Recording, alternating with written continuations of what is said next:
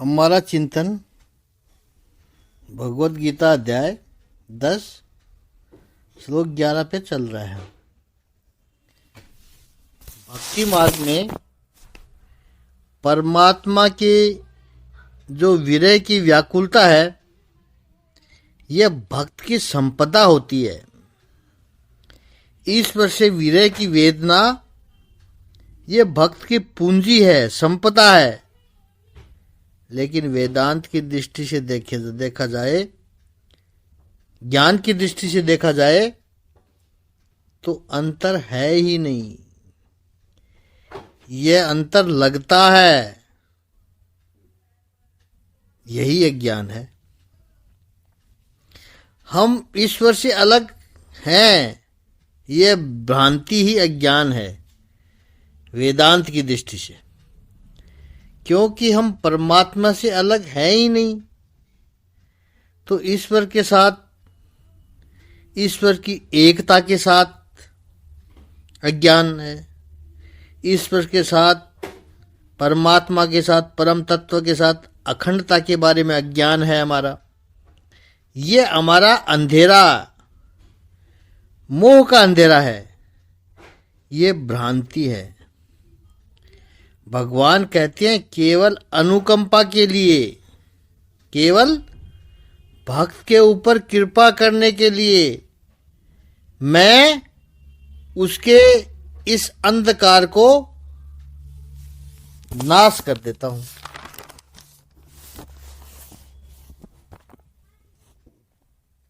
हमने कभी भी नहीं सोचा कि जीवन में हम सब भी कितनी अज्ञानता में जी रहे हैं। कल हमने एक शेख चिल्ली का उदाहरण दिया था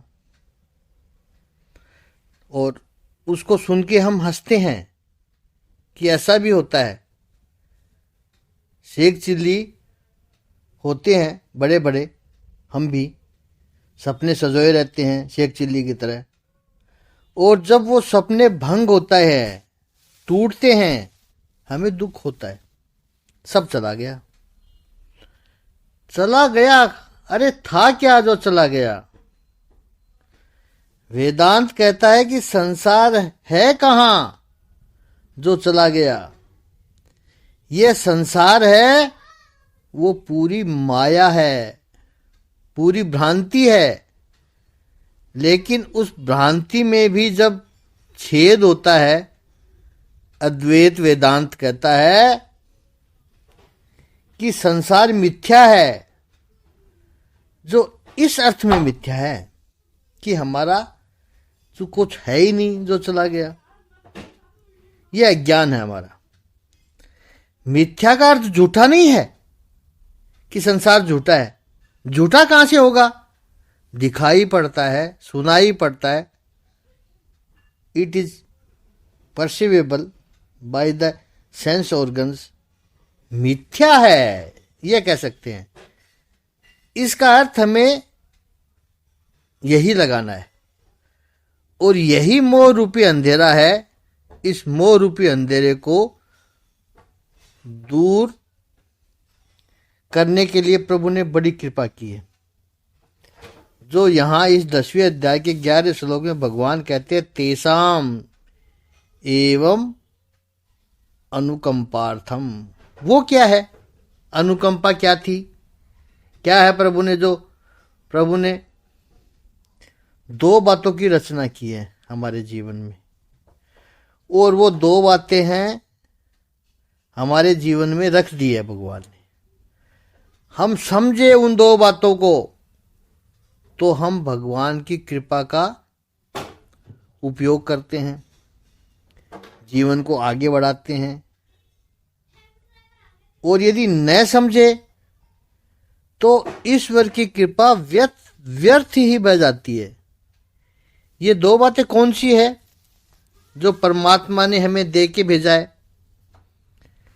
अज्ञान रूपी अंधेरे को दूर करने के लिए पहली बात तो 3 अवस्थाएं दी है प्रभु ने। स्वप्न अवस्था, सुषुप्त अवस्था और जागृत अवस्था। ये तीन अवस्थाएं प्रभु ने हमें दी है। और दूसरा प्रभु ने हमें दिया है, जन्म मृत्यु का प्रवाह दिया है। इसे थोड़ा सा समझें। याद रखना है कि पहले हम जागृत और स्वप्न, इन दो अवस्थाओं को समझे। क्यों? ये दोनों नजदीकी अवस्था है। स्वप्न में भी कुछ जागृति होती है, जागृति में तो पूर्ण जागृति होती है, स्वप्न में भी कुछ जागृति रहती है। जागृति में जो हमारे पास है वो स्वप्न में काम नहीं आता है, और स्वप्न में जो इकट्ठा करते हैं वो जागृत अवस्था में काम नहीं आता है। बात सही है बिल्कुल। स्वप्न में समझो कि आप महंगी वाली गाड़ी लेके आए, गाड़ी को घुमा रहे हैं, बड़ा अच्छा भी लग रहा है आपको स्वप्न में, लेकिन जागृत अवस्था में वो गाड़ी नहीं है, हमारे पास नहीं है। और जागृत अवस्था में जो है आपके पास वो स्वप्न अवस्था में काम नहीं आता है, क्योंकि स्वप्न तो हम अलग ही देखते हैं। तो जागृत की कोई वस्तु स्वप्न में काम नहीं आती है, और स्वप्न की कोई वस्तु जागृत अवस्था में काम नहीं आती है। और यदि इन दोनों जगहों में यदि कोई कॉमन फैक्टर होगा, वो है हम, मैं, द आई। जागृत अवस्था में भी मैं हूं और स्वप्न का दृष्टा भी मैं ही हूं। तो ये मैं कॉमन है, लेकिन ये जागृत की चीजें मुझे स्वप्न में काम नहीं आती, और स्वप्न की चीजें मुझे जागृत में काम नहीं आती। तीसरी अवस्था सुषुप्त अवस्था, द साउंड स्लीप, गहरी नींद। उस समय न जागृत रहता है न स्वप्न रहता है, और उसमें तो कुछ है ही नहीं, तभी तो उसको आप साउंड स्लीप कहेंगे। सुसुप्ति, उसमें कुछ नहीं है। तो इसका अर्थ यह हुआ कि तीनों अवस्थाओं में हमारा कुछ भी नहीं है। जागृत वाला स्वप्न में काम नहीं आएगा, यदि वो हमारा होता तो वो सब जगह काम आना चाहिए था। या स्वप्न वाला जागृत में काम नहीं आता, इसका अर्थ है कि वो व्यर्थ है ही, मिथ्या है। तो संसार में जिसको हम अपना अपना कहते हैं वो तो काम आता ही नहीं। चलो कोई कह सकता है, बुद्धिमानी का युग है, कोई भी आर्ग्यूमेंट कर सकता है कि सुषुप्ति में और स्वप्न की बात तो चलो पता चल गई, लेकिन जागृति में तो जो हमारे पास है वो रहता ही है। दलील कोई कर सकता है, यदि कोई करना चाहता है तो आर्ग्यूमेंट कोई करना चाहे तो कर सकता है, और वो आर्ग्यूमेंट सही भी है कि जागृत वाली वस्तुएं, जैसे ये पेन है मेरे हाथ में, मेरे पास है, सुषुप्ति में नहीं है। या चश्मा है मेरा, सुषुप्ति में नहीं है, स्वप्न में भी नहीं है, मान लिया। लेकिन मैं वापस जब जागृत अवस्था में होता हूं तो ये मेरे पास वापस मेरे पास आ जाएगा, और आ जाता है। स्वप्न वाला नहीं था, नहीं रहेगा, मान ली बात, चला गया, मान्य है। और सुषुप्ति में तो कुछ है ही नहीं, वो भी मान्य है।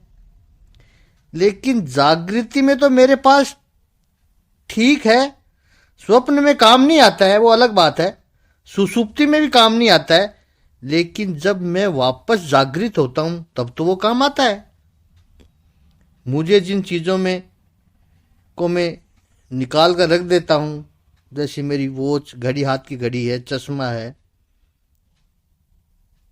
चलो छूट गई मुझसे जब मैं सो गया, लेकिन जब 4 बजे मेरी आंख खुलती है सुबह, तो ये घड़ी ये चश्मा मुझे मिलते हैं, वापस मिलता है, उसका क्या?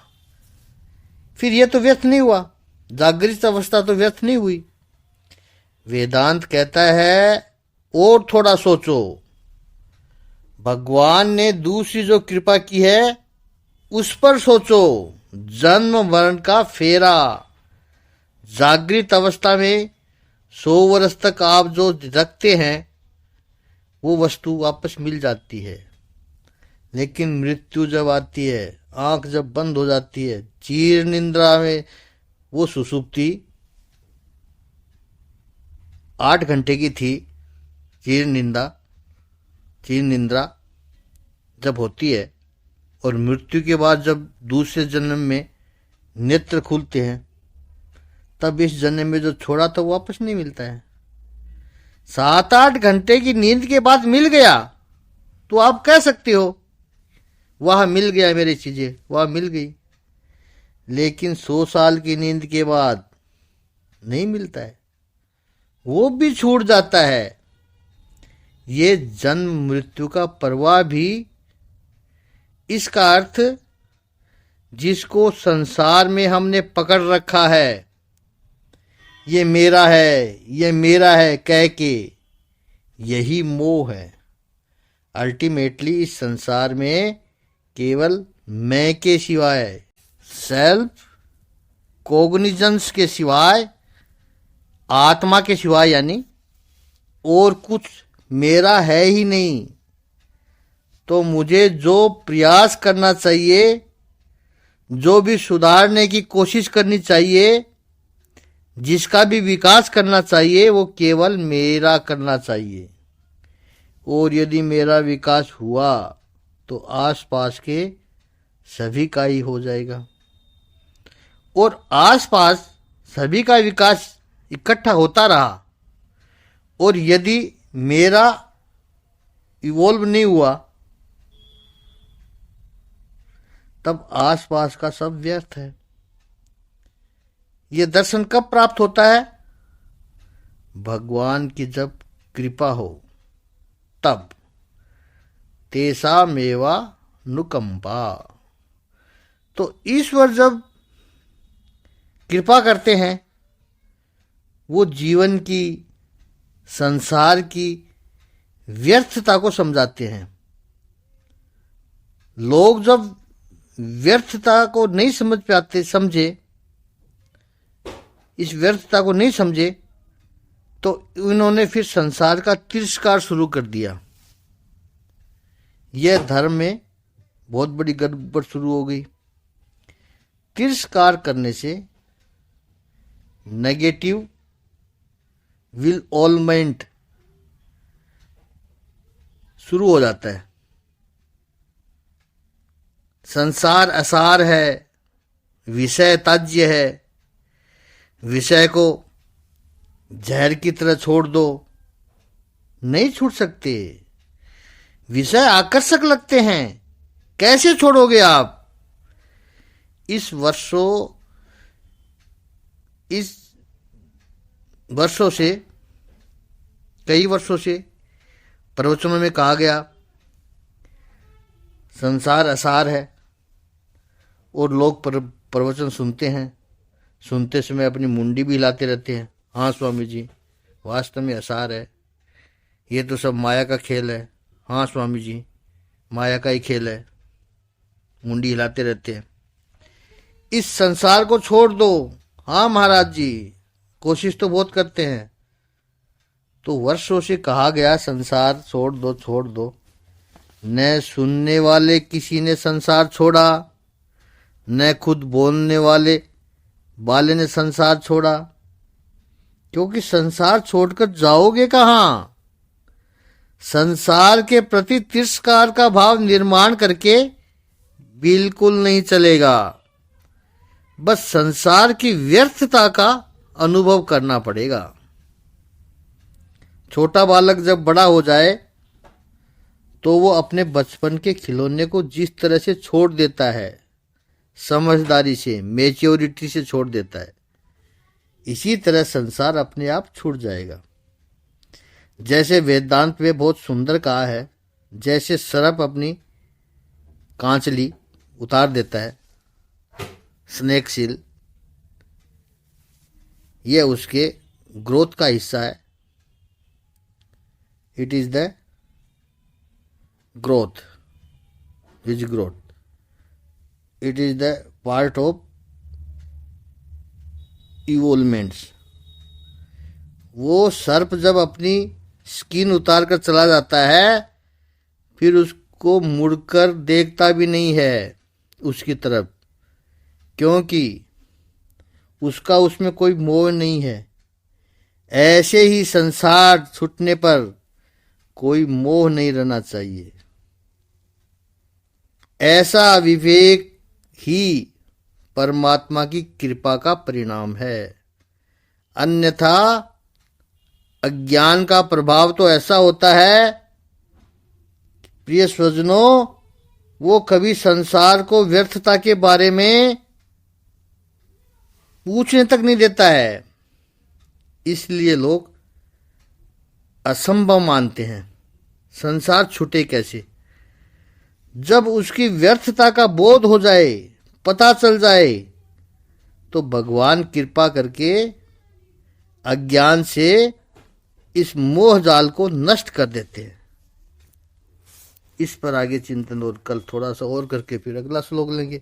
ओम श्री सच्चिदानंद भगवान की जय। ओम श्री आनंद कंद भगवान की जय।